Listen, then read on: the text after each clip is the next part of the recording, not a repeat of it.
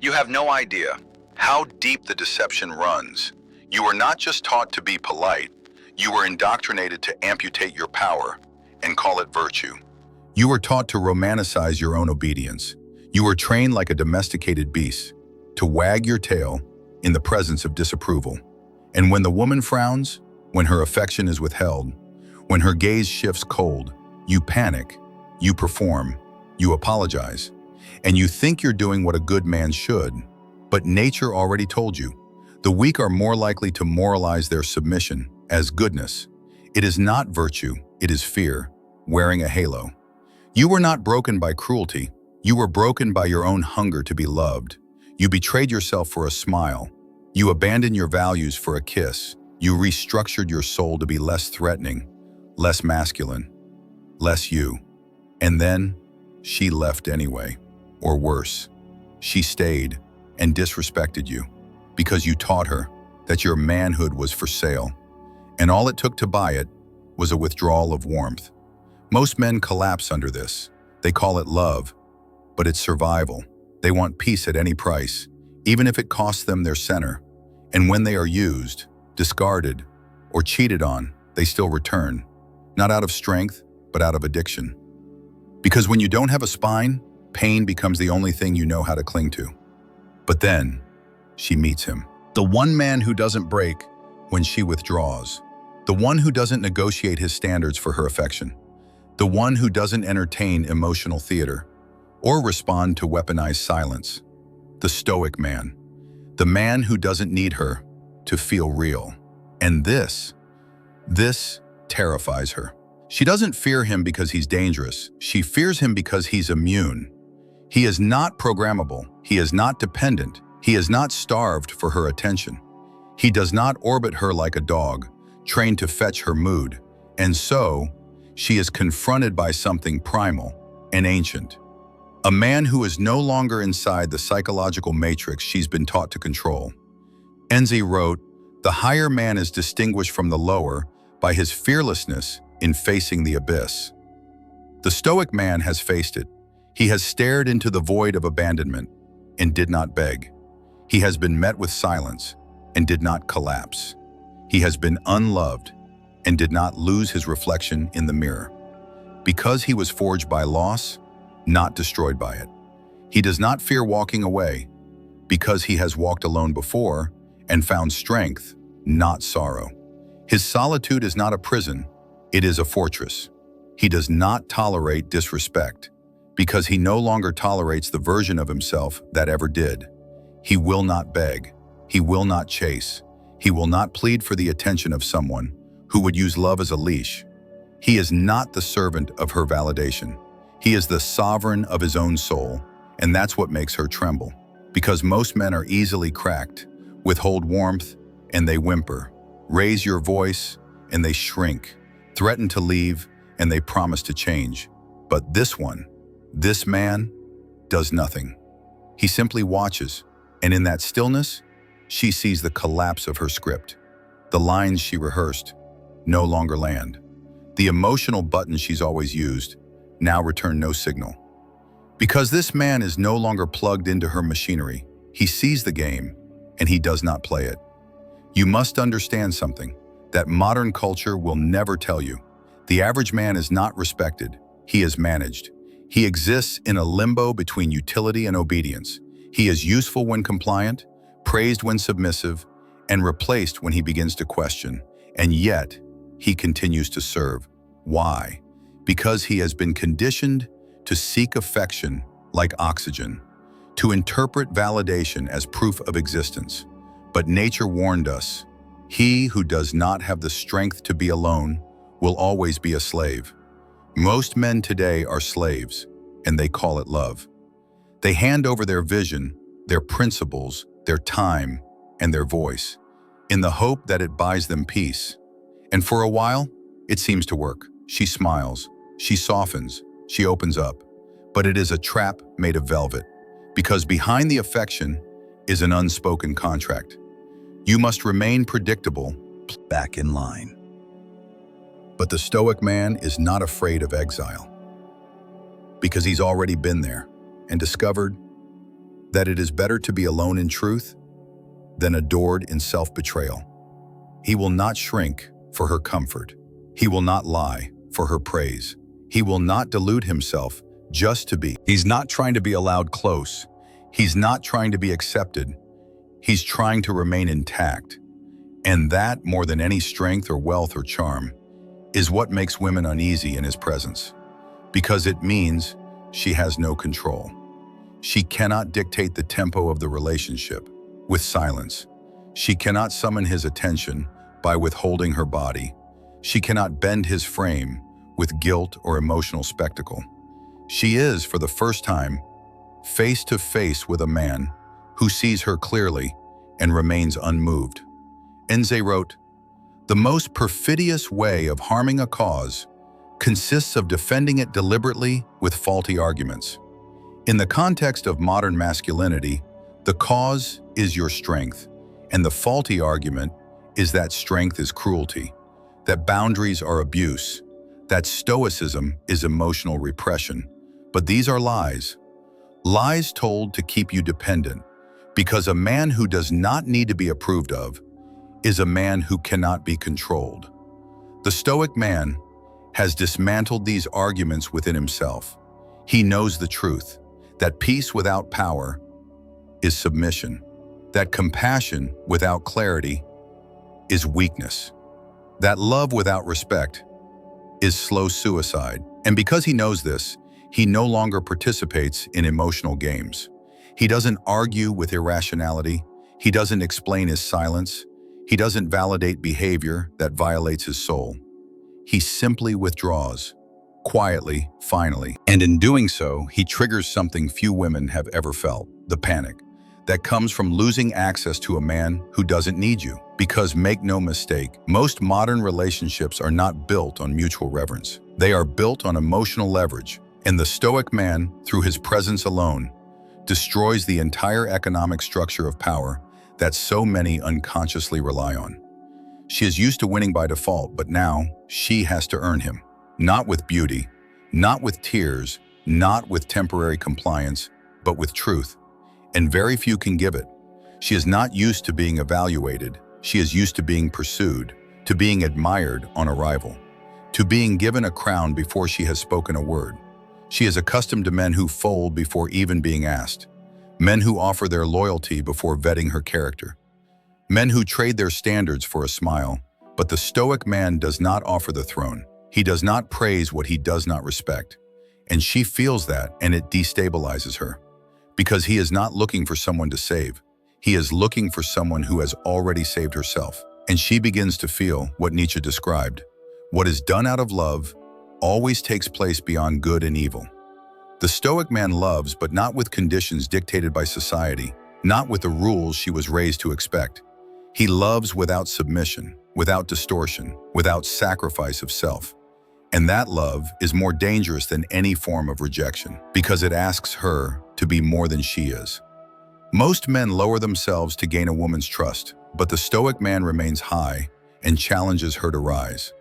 And this is why she shakes. Because most men crave access, but this man doesn't crave. He guards. He guards his time, his values, his direction, and more importantly, he guards his emotional world, not with fear, but with reverence.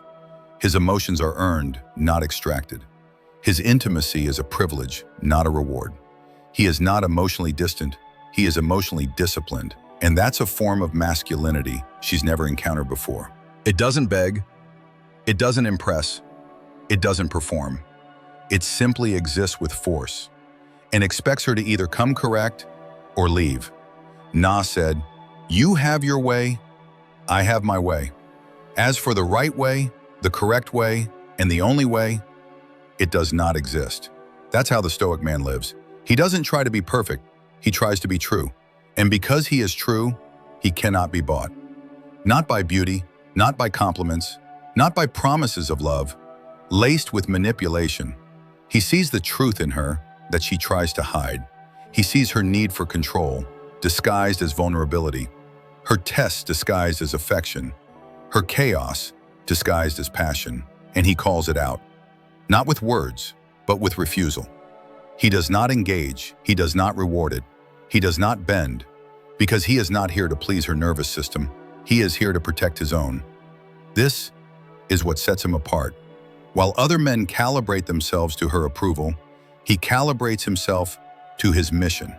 And she realizes, often without words, that she is not the center of his universe. His purpose is, and if she cannot align with that purpose, she will be left behind, not with malice, but with unapologetic precision.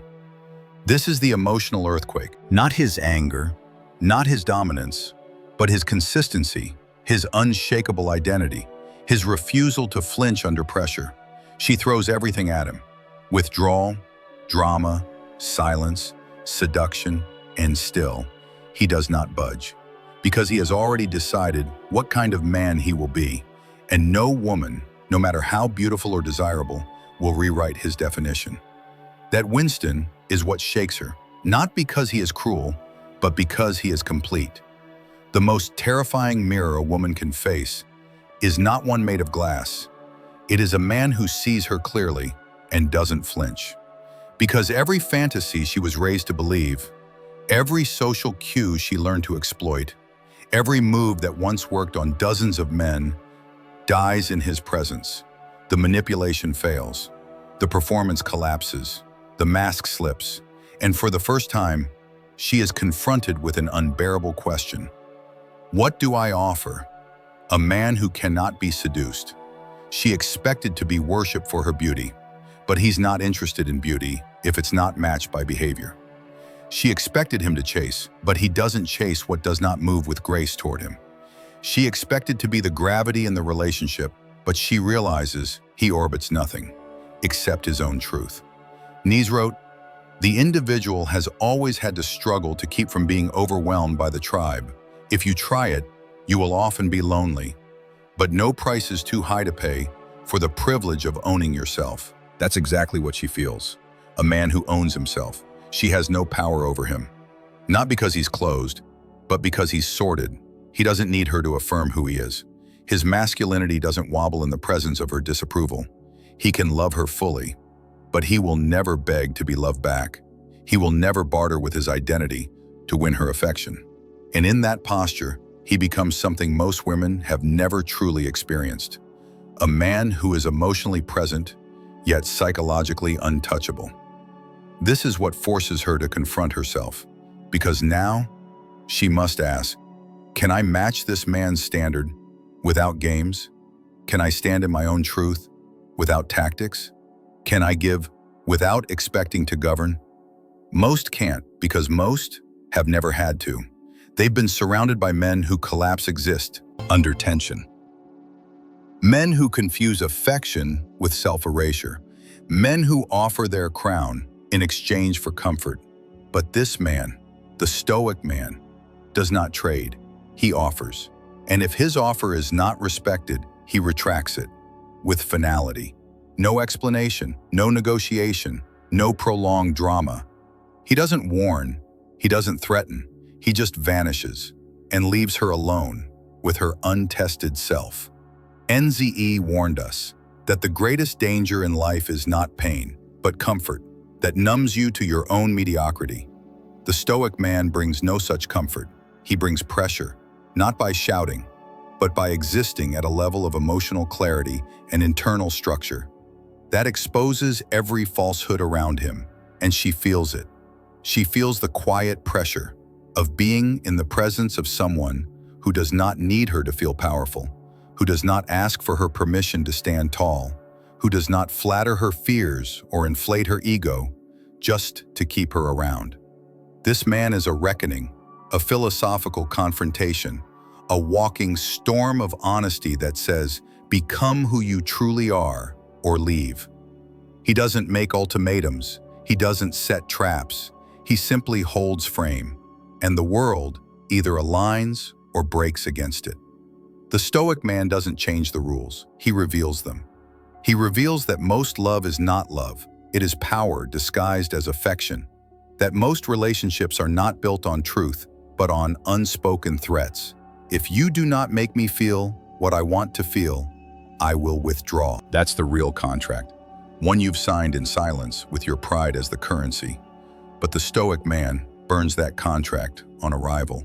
He does not accept love that comes with a leash. He does not bow to moods or barter with respect. He has chosen something higher than affection. He has chosen himself. And that choice is what nature called the beginning of all true power. Because you cannot call yourself free if your peace can be bought with approval. You cannot call yourself strong if your standards collapse when touched by silence. You cannot call yourself a man if you must be emotionally supervised by someone else. The Stoic man has walked through all of it. He's had women cry in front of him to gain control. He's had affection dangled like bait. He's had sex weaponized and silence rehearsed to provoke a reaction. But none of it works, not anymore, because he has seen through the mask. Nietzsche wrote, "He who fights with monsters should see to it that he does not become a monster. And if you gaze long into an abyss, the abyss also gazes into you." And the Stoic man has done exactly that. He has stared into the black hole of emotional dependence. He has confronted the version of himself that once begged, that once twisted and folded and bled for love that was never truly love. And he killed that version, without ceremony, without regret. He does not hate her. He has simply evolved beyond her control. And now, she sees it. This man does not flinch when she's angry. He does not panic when she's distant. He does not dance when she throws a tantrum. He simply remains, not cold, not cruel, just centered. And that presence, that unshakable presence, is what shakes her to the core, because it tells her without words, "I am not here for your chaos. I am here for truth. Match it, or I walk." She is no longer the gravity in the room. She is no longer the prize. She is no longer the puppet master pulling strings of guilt and desire. She is simply one soul, standing before another. And for the first time, her tricks don't work. Now she has two choices: rise or retreat. And nature would call this the moment of self-overcoming, the moment where she must abandon manipulation and walk through the fire of truth to stand beside a man who no longer bends. But few do, because truth is expensive, and most would rather keep their control than risk their identity. This is why Stoic men are feared. Not because they are cruel, but because they force transformation, or they force departure. There is no middle ground. There is no half-true love. Not here, not with him. Most men you meet are either trying to be accepted or trying to be understood. They're selling something: kindness, loyalty, patience, charm, in hopes that it will buy them a seat at a table that was never set for them. But the Stoic man is not selling. He is not waiting to be chosen. He is not adjusting his value to match demand. He is the table. He does not chase, he summons. Not through arrogance, but through alignment. His life is not a resume of qualities he hopes you notice.